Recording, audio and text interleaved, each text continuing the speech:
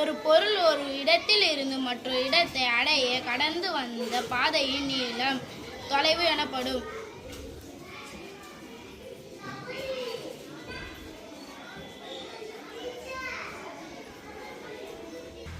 இடப்பெயர்ச்சி ஒரு பொருள் நகரும் போது அதன் துவக்க நிலைக்கும் இறுதி நிலைக்கும் இடையே உள்ள நேர்கோட்டு தொலைவு இடப்பெயர்ச்சி எனப்படும்.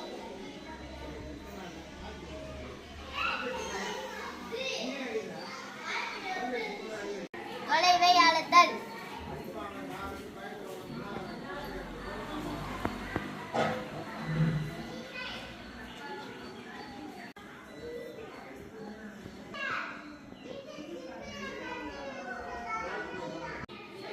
தொலைவு 15 மீட்டர் 60 சென்டிமீட்டர்.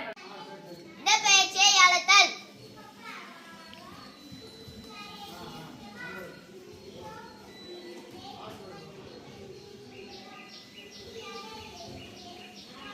இடப்பெயர்ச்சி 7 மீட்டர் 34 சென்டிமீட்டர். தொலைவு அதிக நீளத்தை கொண்டுள்ளது, இடப்பெயர்ச்சி குறைவான நீளத்தை கொண்டுள்ளது.